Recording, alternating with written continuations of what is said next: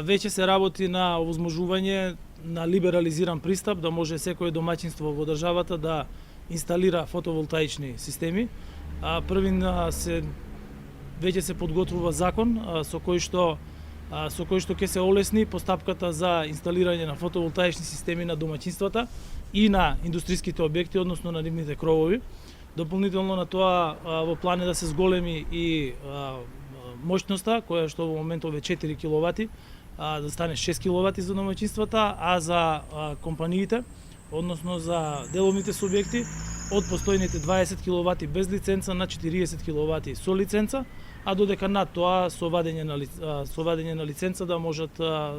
практично неограничено колку што им дава просторот и секако условите за поврзување на мрежата на дистрибутивната електроенергетска мрежа. Втората промена која што се прави е во правилникот за поврзување, при што треба да се овозможи со тој правилник, и тоа е во надлежност на Министерството за економија и е во подготовка, за детали може и министерот за економија да ви даде повеќе, да се овозможи дистрибутерите на електрична енергија да ја преземаат таа електрична енергија од домаќинствата, секако по цена по која што дистрибутерот ја презема од државниот снабдувач, односно производител на електрична енергија.